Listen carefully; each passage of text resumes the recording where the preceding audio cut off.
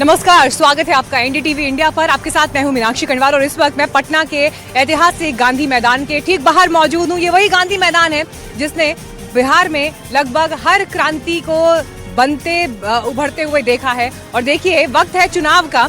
छठ पर्व बीत गया और उसके बाद अब चुनावी प्रचार अपने चरम पर पहुंचने वाला है और दिग्गज नेताओं की एंट्री बिहार में शुरू हो गई है। गृह मंत्री अमित शाह, योगी आदित्यनाथ, प्रधानमंत्री नरेंद्र मोदी, ऑपोजिशन से तमाम रैलियां बड़ी होने वाली हैं, जिसमें असदुद्दीन ओवैसी से लेकर तेजस्वी यादव का चुनाव प्रचार होगा। और इन सबके बीच अब आने वाले कुछ दिन महत्वपूर्ण रहने वाले, क्योंकि मात्र एक हफ्ते का वक्त रह गया है पहले चरण की वोटिंग के लिए। कल ही महागठबंधन ने अपना घोषणा पत्र रिलीज किया और उसके बाद से पॉलिटिकल रिएक्शंस का दौर जारी है। देखिए, खबरें ये भी चल रही हैं कि कैसे पोस्टर से महागठबंधन के पहले पन्ने से लालू यादव की तस्वीर गायब होगी और सिर्फ तेजस्वी प्रण के रूप में तेजस्वी यादव दिख रहे हैं, जिस पर जेडीयू ने निशाना साधा है। तो वहीं दूसरी तरफ आज जब बड़े नेताओं की रैलियां हैं बिहार के अलग अलग हिस्सों में, तो फिर सवाल यही होगा कि क्या मैसेजिंग की जाएगी। हालांकि अभी एनडीए का घोषणा पत्र आना बाकी है। खबरें मिल रही हैं कि 30 तारीख को ये घोषणा पत्र यानी कल के दिन में रिलीज होगा। राहुल गांधी, प्रियंका गांधी भी चुनावी समर में मैदान में उतरेंगे। बीते एक महीने में बिहार के चुनाव के प्रचार में उनकी मौजूदगी यहाँ ग्राउंड पर नहीं दिखी, जिसे लेकर प्रश्न भी पूछे जा रहे हैं। लेकिन इन सबके बीच आज योगी आदित्यनाथ जिन 3 जगहों पर सभाएं कर रहे हैं, सबसे पहले आपको उसकी जानकारी देते हैं। बक्सर में पहुंचेंगे, इसके अलावा सिवान में, भोजपुर में उनकी रैलियां होंगी। गृह मंत्री अमित शाह मिथिलांचल में चुनाव प्रचार करेंगे। दरभंगा के अलीनगर में मैथिली ठाकुर के लिए भी प्रचार के लिए गृह मंत्री जाएंगे। बेगूसराय के भगवानपुर में अमित शाह की चुनावी सभा होगी। रक्षा मंत्री राजनाथ सिंह भी आज चुनावी मैदान में हैं। और इसके अलावा महागठबंधन की अगर बात करें तो राहुल तेजस्वी यादव की पहली जनसभा मुजफ्फरपुर के सकरा विधानसभा में होगी। आइए सीधे रुख करते हैं हमारे सहयोगी मनोरंजन भारती का, जो इस वक्त हमारे साथ मौजूद है। मनोरंजन जी, देखिए, कल घोषणा पत्र आ गया, अब दूसरी पार्टी के दूसरे गठबंधन के घोषणा पत्र का इंतजार है। इन सबके बीच प्रचार अब चरम पर जा रहा है और एक हफ्ते का मात्र वक्त बाकी है। आज अमित शाह की सभा है। अभी तक का जितनी बातें आपकी नेताओं से हो रही हैं, अलग अलग दलों से जाकर जब आप मुलाकात कर रहे हैं, क्या इस वक्त फीलर है, किस तरह के मुद्दों की सरगर्मियां अब चुनावी रैलियों में दिखाई देगी? देखिए, जैसा आपने कहा कि राहुल गांधी और तेजस्वी की पहली रैली जो है सकरा में है, मुजफ्फरपुर में है। और मैं हाईवे पे आपको दिख रहा हूँ, ये देख सकते हैं, मैं वहीं जा रहा हूँ। अभी उसी रास्ते में हूँ, मुजफ्फरपुर पहुँच जाऊँगा एक आध घंटे के अंदर। पहली रैली जो है काफ़ी महत्वपूर्ण होने वाली है। बहुत कुछ कहा गया कि राहुल गांधी जो है वो उन्होंने बड़ी देर कर दी, लेकिन जो हमारे सूत्र महागठबंधन के बता रहे हैं कि राहुल गांधी चाहते थे कि सब कुछ हो जाए और घोषणा पत्र हो जाए, इसलिए सबसे पहले महागठबंधन के नेताओं ने अपना घोषणा पत्र जारी किया और घोषणा पत्र के साथ वो चुनाव प्रचार में उतरे हैं। और जो घोषणा पत्र उन्होंने जो कुछ बिंदु दिए हैं, उसी पर महागठबंधन अपना पूरा फोकस करेगा कि कैसे जो है जो जिन जिन बातों का जिक्र उन्होंने घोषणा पत्र में किया है उसको कैसे लागू किया जाए, उसका रोड मैप क्या हो। उनका कहना है कि उनके पास एजेंडा है, उनके पास एक विजन है महागठबंधन का, और उन्होंने अपना मुख्यमंत्री पद के लिए चेहरा भी दे दिया है। अब जो है उनको इंतजार है एनडीए कब जो है अपना घोषणा पत्र लाती है। जी, चलिए उस पर नजर रहेगी। और देखिए, मनोरंजन जी जा रहे हैं आज राहुल गांधी और तेजस्वी यादव की जो साझा रैली होने वाली है, क्योंकि इस पर आज बड़ी निगाहें होंगी, क्योंकि एक लंबे समय के बाद अब दोनों साथ में प्रचार करते हुए दिखेंगे। इससे पहले वोटर अधिकार यात्रा के लिए दोनों आपको एक साथ दिखाई दे थे, लेकिन उसकी बड़ी दिलचस्प बात यह है कि उस दौरान राहुल गांधी जितनी आक्रामकता के साथ प्रचार कर रहे थे, घर घर वोट चोरी के मुद्दे को पहुंचा रहे थे, तो तेजस्वी उस दौरान उनकी छाया की तरह दिखाई देते थे। लेकिन कल जिस तरह से खासतौर पर सीएम फेस अनाउंस होने के बाद और गठबंधन का जो घोषणा पत्र है उसमें जिस प्रमुखता के साथ तेजस्वी यादव का चेहरा है, उसने ऐसा लग रहा है कि इस परिस्थिति को पलट दिया और फ्रंट से अब तेजस्वी यादव ही लीड करेंगे सीएम फेस अनाउंस होने के बाद। अब उनकी जो मौजूदगी है आपको चुनाव प्रचार में भी जिस तरह से दिखाई देगी, वो मनोरंजन जी आगे हमको अपडेट करते ही रहेंगे। लेकिन दूसरी बड़ी खबर आपको इस वक्त की बता दूं, वो सीटें जहां पर फ्रेंडली फाइट है उन्हें लेकर देखिए टेंशन लगातार बना हुआ है। खबर ये आ रही है कि जो साझा प्रचार होना है राहुल गांधी और तेजस्वी यादव जो सभाओं को संबोधित करेंगे, उसमें ये फ्रेंडली फाइट वाली सीट्स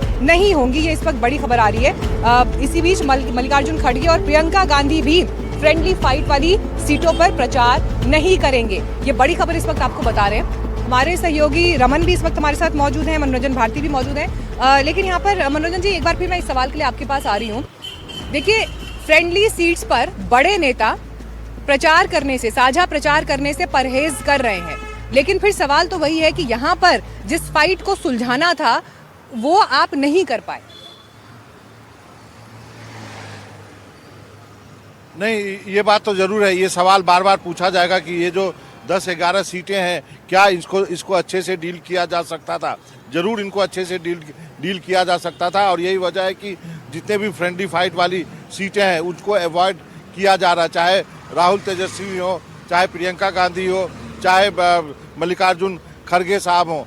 कई ऐसी सीटें हैं जहाँ पे यदि पहले से बात की जाती तो बात बन सकती थी, जैसे कहलगांव की सीट है, वैशाली की सीट है, बछवाड़ा की सीट है, कई राजा पाकर है, बिहार शरीफ की सीट है। तो ये सारी सीटें ऐसे, नरकटियागंज है, बेलदौर है, क्या इसको ढंग से किया जा सकता था। बहरहाल ये ऐसी सीटें जहां कांग्रेस भी दावा करती है, पार्टी सूत्रों का कहना है कि हम कॉन्फिडेंट हैं कि हम ये सीट निकालेंगे, लेकिन अब इन सीटों को अलग करके कांग्रेस और आरजेडी महागठबंधन जो है एक यूनाइटेड फेस लेकर के इस चुनाव प्रचार में एक तरह से साझे तौर पर उतरने जा रहा है। आज की जो मुजफ्फरपुर की रैली है दर्शकों को दे दें प्रधानमंत्री नरेंद्र मोदी के दौरे को लेकर, क्योंकि अब प्रधानमंत्री नरेंद्र मोदी की भी सियासी रण में जो है अगली बड़ी रैलियां होने वाली हैं। पटना में ही प्रधानमंत्री मोदी कल रोड शो करने वाले हैं। तो कल का दिन पटना की यही सड़कें जहां से प्रधानमंत्री का रोड शो गुजरेगा, आपको बता दें। और इसके अलावा छपरा और मुजफ्फरनगर में भी प्रधानमंत्री जनसभाओं को संबोधित करेंगे। बिहार चुनाव ऐलान के बाद प्रधानमंत्री का ये दूसरा महत्वपूर्ण दौरा होगा। इससे पहले याद करिए कर्पूरी ठाकुर के वो गांव गए थे और वहां से उन्होंने अपने चुनाव प्रचार का आगाज किया था, जब परिवार से भी मिले और वहां से अति पिछड़ों की राजनीति को साधने वाले कई भावनात्मक मुद्दों को प्रधानमंत्री ने अपने मंच से छुआ था। रमन इस वक्त जुड़ गए हैं हमारे साथ। रमन, मैं गांधी मैदान के ठीक बाहर मौजूद हूँ और पटना की सड़कों पर कल प्रधानमंत्री का रोड शो होना है। देखिए, बार बार जो चुनावी पंडित हैं, विश्लेषक हैं, वो ये कहते हैं कि देखिए प्रधानमंत्री के दौरे से पहले फिजा कुछ भी हो, लेकिन उनकी रैलियों के बाद माहौल अलग बदलता हुआ दिखाई देता है। ओके, चलिए करेक्शन यहाँ पे नोट करिए, अपने दर्शकों को बता दें 2 नवंबर को रोड शो होना है। ये रोड शो 2 नवंबर को ये रोड शो पटना में प्रधानमंत्री नरेंद्र मोदी का होना है। और लोकसभा चुनाव के बाद ये पहला रोड शो प्रधानमंत्री नरेंद्र मोदी फिर से पटना में करने जा रहे हैं। आपको याद होगा कि 2024 के लोकसभा चुनाव में लगभग 3 किलोमीटर से लंबा रोड शो प्रधानमंत्री नरेंद्र मोदी ने किया था, और उसके बाद बीच में मई महीने में एक छोटा सा रोड शो प्रधानमंत्री ने किया था।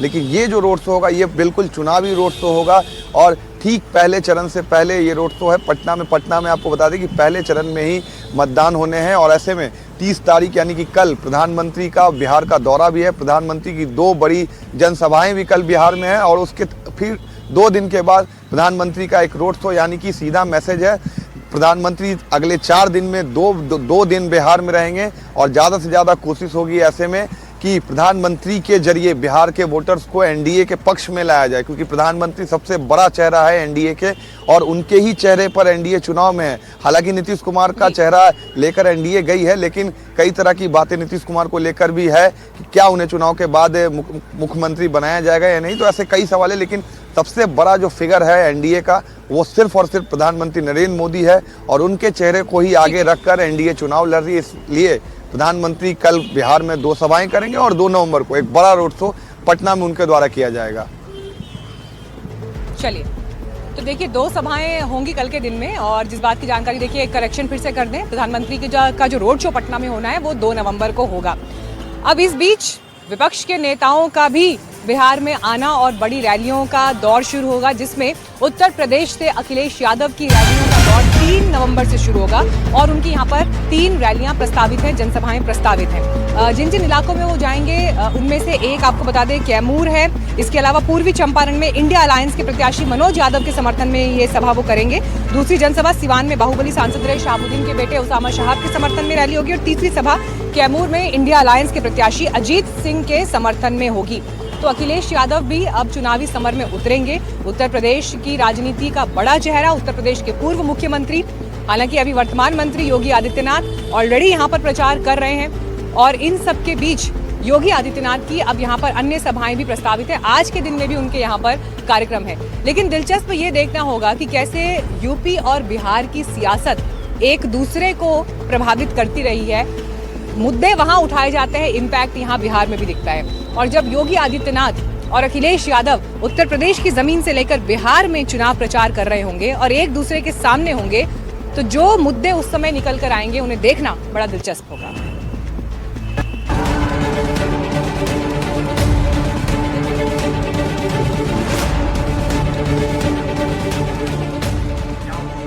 बिहार के चुनाव प्रचार में योगी और अखिलेश दोनों आमने सामने हैं, क्योंकि यूपी के दोनों नेताओं की बिहार में भारी डिमांड है।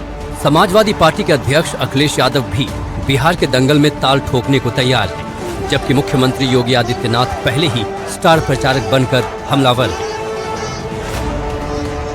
1990 से 2005 तक बिहार का जंगल राज और परिवारवाद, उस कालखंड में किस प्रकार से रौंदने का काम हुआ था, यह किसी से छुपा हुआ नहीं। योगी की लोकप्रियता का ख्याल रखते हुए बीजेपी ने उन्हें स्टार प्रचारक बनाया है। वो बिहार में करीब 20 रैली कर सकते हैं। योगी के हिंदुत्व से जुड़ी छवि खास तौर पर सीमांचल में फायदेमंद हो सकती है। यहाँ तक कि यूपी के उप मुख्यमंत्री केशव प्रसाद मौर्य को भी बीजेपी ने बिहार चुनाव में सह प्रभारी बनाया है। दूसरी ओर अखिलेश यादव भी चुनाव प्रचार में कूदने जा रहे हैं। अखिलेश अपनी रैलियों में पीडीए यानी पिछड़ा दलित अल्पसंख्यक का नारा बुलंद करेंगे। ऐसा माना जा रहा है कि इससे महागठबंधन की ताकत बढ़ेगी। ये पीडीए से घबराए हुए लोग हैं। भारतीय जनता पार्टी के लोग पीडीए से घबराए हुए लोग हैं। ये जाति समीकरण को अर्थमेटिक बोलते हैं, समीकरण बोलते हैं, अपनी इलेक्शन की इंजीनियरिंग बोलते हैं, होशियारी बोलते हैं। कहा जा रहा है कि अखिलेश के साथ उनकी सांसद पत्नी डिंपल यादव भी चुनाव प्रचार के लिए आ सकती हैं। बिहार में अब पक्का परिवर्तन अखिलेश यादव जी का बाटे।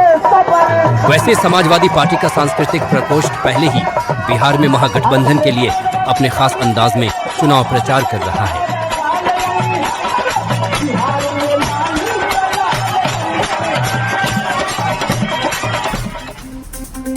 और इस बीच आपको एक और बड़ी खबर बताएं, असदुद्दीन ओवैसी ने महागठबंधन पर निशाना साधा है।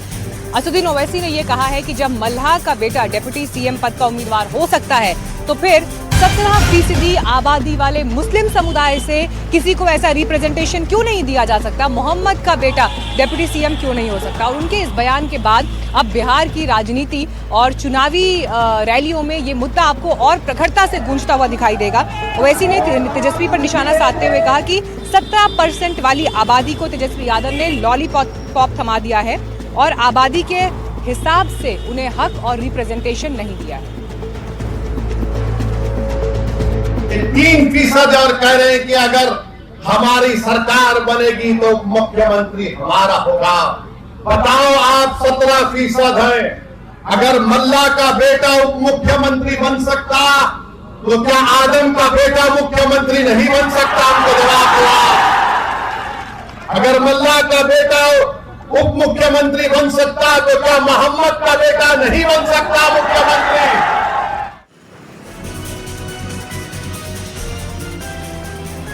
मनोरंजन जी इस वक्त हमारे साथ मौजूद हैं। मनोरंजन जी, देखिए, जिस समय आप ये कहते हैं कि मल्लाह का बेटा डिप्टी सीएम हो सकता है, तो मोहम्मद का बेटा क्यों नहीं, जिस वोटर को एड्रेस कर रहे हैं असदुद्दीन ओवैसी, यकीनन उनके बीच ये मुद्दा एक भावनात्मक मुद्दा है जो सीधे तौर पर रिप्रेजेंटेशन से, हक से जुड़ा हुआ है, जिसे असदुद्दीन ओवैसी लगभग हर रैली, हर मंच से उठा रहे हैं।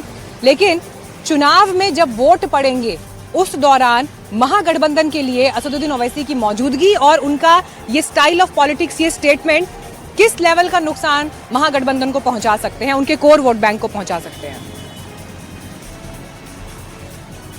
देखिए, सीमांचल में असदुद्दीन ओवैसी कुछ सीटें जीतते हैं। 5 सीट पिछले बार भी जीते थे, हालांकि उनके विधायक आरजेडी में आ गए थे। इस बार भी वो कोशिश करेंगे वहां पर, हालांकि उन्होंने कई उम्मीदवार सीमांचल से बाहर भी खड़े हुए हैं। ओवैसी साहब की मजबूरी है ये बात बोलना कि मुस्लिम समुदाय से डिप्टी सीएम क्यों नहीं घोषित किया, क्योंकि वो उसी वोट बैंक को कैटर करते हैं। लेकिन सच्चाई ये भी है कि यदि पूरे सीमांचल में देखेंगे तो जो सीट ओवैसी जीते हैं, उसके अलावा बाकी सीटों पर आरजेडी के साथ उनका कोई मुकाबला नहीं है। और यही वजह है कि आरजेडी के सूत्रों के हवाले से मैं बता दूं कि आने वाले दिनों में आरजेडी की तरफ से, महागठबंधन की तरफ से एक सीएम जो है मुस्लिम समाज का भी होगा। इसके अलावा एक और सीएम दलित समाज से भी घोषित किया जा सकता है। हालांकि ये मुद्दा जो है एनडीए भी बार बार उठा रहा है और ओबीसी साहब भी उठा रहे हैं। एनडीए के बारे में तो आरजेडी के लोग बोलते हैं कि उन्होंने तो मुसलमान को टिकट दिया नहीं, केवल 4 सीट दी है जेडीयू ने और 1 सीट दी है चिराग पासवान ने। ओवैसी जरूर इस मुद्दे को सीमांचल में भुनाने की कोशिश करेंगे। चलिए, अब वोटर का मूड तो चुनाव नतीजों के दिन ही पता चलेगा कि वो उन्होंने किस तरह से इस इशू को एड्रेस किया है। लेकिन इस पर पॉलिटिकल रिएक्शंस देखिए, मुकेश सहनी ने सीधे जवाब दिया और वो ये कह रहे हैं कि बिहार के मुसलमान समझदार हैं, अपना फैसला खुद ले सकते हैं और पिछड़े समुदाय के व्यक्ति से आखिर असदुद्दीन ओवैसी को दिक्कत क्या है। उनसे बातचीत की हमारे सहयोगी प्रभाकर ने। की जो नाराजगी है वो नाराजगी दूर हो गई। आपको तो डिप्टी सीएम भी घोषित कर दिया। बिल्कुल ही नाराजगी नहीं था कभी भी, और इच्छा रखते थे ज्यादा सीट लाने का। ठीक है, नाराजगी कभी भी नहीं रहा। गठबंधन में रहना है और मजबूती से बिहार में बदलाव लाना है, तो उसके लिए काम कर रहे हैं। तो आपको तो ऐसे पिछड़ों के बड़े नेता के तौर पर देखा जा रहा है, आप नीतीश कुमार को कैसे रेट करते हैं? नीतीश कुमार जी को देखिए, नीतीश कुमार जी के साथ हमारा कभी भी हमेशा अच्छा संबंध रहा है और नीतीश कुमार जी अभी रिटायर के समय पे आ चुके हैं। उनके बारे में ज्यादा टिक्का टिप्पणी करना भी मैं उचित नहीं समझता हूँ। हाँ, लेकिन ये है कि जो काम वो नहीं कर पाए वो काम अभी हम लोग करेंगे। नहीं, बट अगर, क्योंकि आप नीतीश कुमार के प्रशंसक रहे हैं, तो अगर कभी जरूरत पड़ी ऐसा कि नीतीश कुमार को आपको समर्थन देना पड़ा या आपकी संख्या बल की जरूरत पड़ गई, तो ये कैसे हो सकता है? अभी वो तो रिटायरमेंट का समय आ चुका है, वो उल्टा हम लोगों को समर्थन देना चाहिए। अगर मान लीजिए कुछ दिक्कत है तो वो तो उनके विचार को लेकर तो हम लोग चलने वाले हैं। अब वो हम लोगों को घर बसाने का काम करें, हम लोगों को आगे बढ़ाने का काम हमेशा करें। अब नीतीश जी अभी इस उम्र में कहाँ से दूल्हा बनने का सोचेंगे? अभी अगर आप, क्योंकि उनकी विचारधारा से प्रभावित आदमी हैं, तो अगर जरूरत पड़ी कभी ऐसे संख्या बल की, तो मुकेश सहनी क्या करेंगे? नहीं, बिल्कुल ही नहीं। क्यों? क्योंकि वो थोड़े हैं, उनके पीछे तो भारतीय जनता पार्टी है, वो नहीं है ना। वो ऐसे जरूरी, अगर हम ऐसे तो हमको जरूरी गिरेगा ही नहीं। हम मानते हैं कि हम लोग फुल बहुमत से सरकार बना रहे हैं, उनके बाद भी हमारी सरकार चल रही है और वहां पे वो अनकंफर्टेबल महसूस करे तो आके आशीर्वाद हमको देना चाहिए। बट अभी इस उम्र में उनको दूल्हा बनने का सोच नहीं रखना चाहिए। इस समय अभी हम लोगों को तेजस्वी जी को आशीर्वाद देना चाहिए। और देखिए, इस बीच अब नेताओं के पॉलिटिकल रिएक्शंस में आपको ये दिखाई दे रहा है कि चुनाव में मुद्दे और ऐसे मुद्दे जो सीधे सीधे ध्रुवीकरण करते हैं जमीन पर, वो हावी हैं। इन सब के बीच जब घोषणा पत्र कल आया है महागठबंधन का, तो उसमें युवाओं को लेकर, महिलाओं को लेकर, मुस्लिम समुदाय को लेकर महागठबंधन ने अपना विजन रखा है। लेकिन तेजस्वी प्रण नाम से ये महागठबंधन का घोषणा पत्र सामने आया है। अब इस घोषणा पत्र को लेकर जेडीयू ने अपनी तरह से निशाना साधा है कि लालू जी की तस्वीर इसमें से गायब कर दी। हालांकि जब हम इस पूरे चुनाव का एनालिसिस कर रहे हैं तो कहीं ना कहीं जिस तरह से जंगल राज का आरोप बार बार एनडीए की तरफ से महागठबंधन पर, आरजेडी पर लगाया जा रहा है, तो कहीं ना कहीं तेजस्वी यादव भी इस प्रयास में है कि उनको उनकी इंडिपेंडेंट छवि, आत्मनिर्भर रूप से देखा जाए, ना कि परिवार की विरासत के रूप में देखा जाए। जो वादे किए गए उन्हें लेकर कल की प्रेस कॉन्फ्रेंस में किस अंदाज में तेजस्वी यादव ने नीतीश कुमार पर, एनडीए पर निशाना साधा, आइए सुनते हैं। बीजेपी के लोगों ने, भ्रष्ट अधिकारियों ने नीतीश जी को पुतला बना करके रखा है। आज हम सब लोग उनकी स्थिति को देख रहे हैं, किस रूप में भाजपा के लोगों ने केवल उनके चेहरे का जो है इस्तेमाल की जा रही है। जैसे पुतला होता है उसी हिसाब से उनको एनडीए में रखा गया है। और अमित शाह जी ने तो पहले ही कंफर्म कर दिया कि अब नीतीश कुमार जी बिहार के मुख्यमंत्री बनने नहीं जा रहे। उन्होंने साफ तौर पे कहा कि अब विधायक दल के लोग, विधायक तय करेंगे कि एनडीए का मुख्यमंत्री कौन होगा। बिहार की जनता बेताब है, बेकरार है सत्ता परिवर्तन को लेकर के। मौका ढूंढ रही थी, अब मौका 6 तारीख को और 11 तारीख को बिहार की जनता को मिलेगा और इस बार बिहार की जनता मौका चूकेगी नहीं। बिहार की जनता इस बार नौकरी रोजगार वाली सरकार चाहती है। पढ़ाई, दवाई, कमाई, सिंचाई सुनवाई और कार्रवाई वाली सरकार चाहती है। कारखाने यहां बिहार की धरती पे चाहती है, निवेश चाहती है, फूड प्रोसेसिंग यूनिट चाहती है, एग्रो बेस्ड इंडस्ट्री चाहती है, आईटी पार्क, SEZ जैसे चीजें बिहार में खुले, वो चाहती है। ये दलों और दिलों का संकल्प और प्रण है। एक एक घोषणा दिल से लिया हुआ प्रण है। अपने प्रण को प्राण झोंक करके भी हम लोगों को अगर पूरा करना पड़े तो अपने प्रण को हम लोग जो है पूरा करेंगे। और इस बीच देखिए महागठबंधन को लेकर कैसे बीजेपी और एनडीए की तरफ से निशाना साधा गया, आपको ये भी बता दें। बीजेपी ये कह रही है कि नए विजन का दावा करने वाले 420 के आरोपी हैं। आरजेडी मतलब भ्रष्टाचार की पाठशाला। तो एक बार फिर से देखिए, जिस बात का जिक्र मैं कर रही थी, जंगल राज और पुराना वक्त, जो पुराना शासनकाल रहा है, उसे लेकर बार बार कटघरे में खड़ा किया जा रहा है। आपको सुनवाते हैं कि कैसे क्या स्टेटमेंट इस पर दिया गया। महागठबंधन के ऐलान पर हालांकि गिरिराज सिंह भी निशाना साध रहे हैं और वक्फ कानून को लेकर उनकी टिप्पणी रही, जिसमें तेजस्वी यादव ने कहा कि अगर उनकी सरकार आएगी तो वक्फ कानून को वो कूड़े में फेंक देंगे। तो उस पर गिरिराज सिंह ने निशाना साधते हुए कहा कि अगर ऐसा होता है, उनकी सरकार आती है, तो बिहार में वो शरिया कानून लागू कर देंगे। ये दलों और दिलों का संकल्प और प्रण है। एक एक घोषणा दिल से लिया हुआ प्रण है। अपने प्रण को प्राण झोंक करके भी हम लोगों को अगर पूरा करना पड़े तो अपने प्रण को हम लोग जो है पूरा करेंगे। जो बिहार को एक नया विजन देने का दावा कर रहे हैं, वो 420 के एक्यूज हैं। हमने नहीं कहा। 15 दिन पहले दिल्ली की कोर्ट ने आरोप तय किया है, ट्रायल होने वाला है। नौकरी दो, जमीन लो, उस घोटाले में भी एक्यूज थे। आरजेडी भ्रष्टाचार की पाठशाला है। ये उनका अतीत है, ये उनका वर्तमान है, ये उनका भविष्य भी होगा। महागठबंधन की चिता तो कल खुद तेजस्वी यादव ने जला दी। महागठबंधन की चिता तेजस्वी प्रण के साथ महागठबंधन की चिता जल गई, आग लगा दिया उन्होंने। झारखंड मुक्ति मोर्चा को सबसे पहले निकाला, तेजस्वी प्रण बनाया, महागठबंधन प्रण नहीं है। किसी की फोटो नहीं, राहुल गांधी साफ, मुकेश सहनी साफ, मुड़ी कटवा साफ, और तो और लालू रबड़ी भी साफ। मतलब राजद पे भाई बहन में को भी साफ कर दिया। एक बहन सिंगापुर में बैठी हैं, दूसरी बहन प्रचार भी नहीं कर रही हैं, तेज प्रताप बाहर ही हैं घर के। राजद बचा कहां? साफ।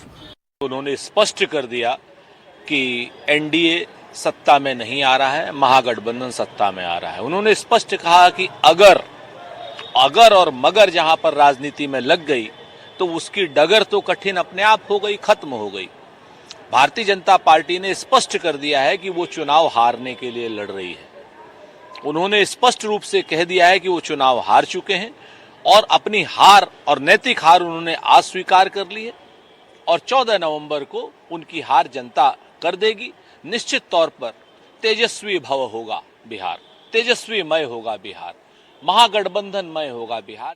मैं बिहार के लोगों से कहना चाहता हूं, ये धर्म की राजनीति करते हैं और मुसलमानों के लिए ये पहले वोटर लिस्ट में रोहिंग्या और बांग्लादेशियों को डलवाने का, अब लगता है अगर इनकी सरकार बन जाए तो यहाँ इस्लामिक कानून बना देंगे, शरिया कानून से चलेगा बिहार।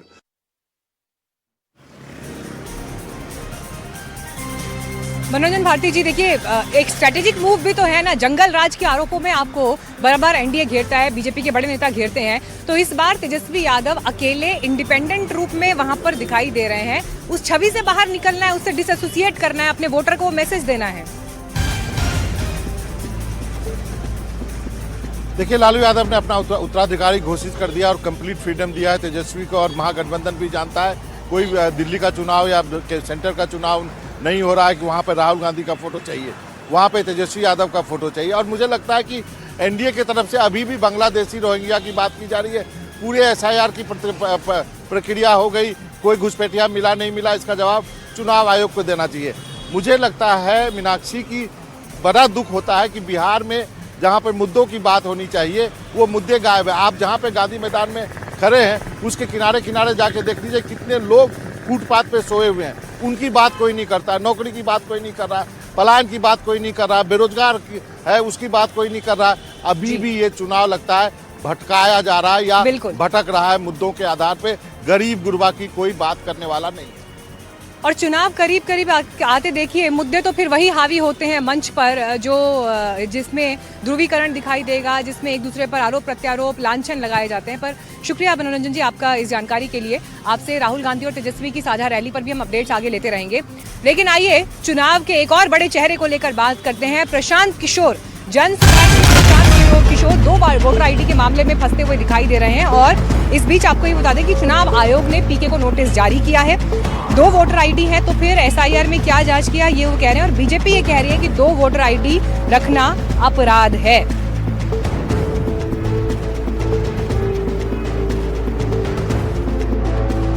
मैं अपने गृह क्षेत्र करघर से, अपने गांव कोनार से मैं वोटर हूं, वहां 2019 से वोटर हूं।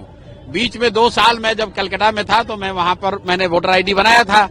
उसके बाद 2019 के बाद से 2021 के बाद से मैं अपना वोटर आईडी मेरा करघर का है, इलेक्शन कमीशन ने दिया है। अभी इलेक्शन कमीशन ने कहा एसआईआर किए हैं, तो एसआईआर के बाद भी तो मेरा नाम यहीं पर है। तो अगर वो कह रहे हैं कि दूसरे जगह भी मेरा नाम है, तब तो पूरा एसआईआर क्यों करके सबको परेशान कर रहे थे?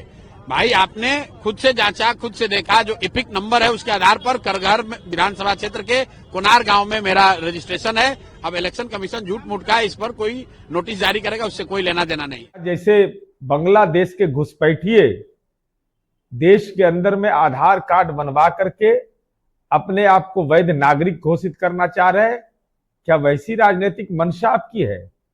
पलायन पर प्रवचन देते हैं और खुद जाकर बंगाल में वोटर भी बन जाते हैं, बिहार के भी वोटर हैं।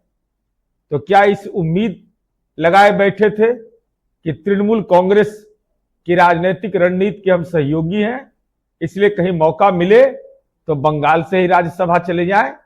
ये गुनाह आपकी सहमति से हुआ है, गुनाहगार आप हैं। इसलिए नजरिया साफ करिए कि टीएमसी कार्यालय से आप मतदाता कैसे? हम तो कह रहे हैं कि फर्जी आदमी है, दुनिया का सबसे बड़ा नटवर लाल है। इससे बड़ा न कोई फर्जी है, न नटवर लाल है, और न कोई फ्रॉड है।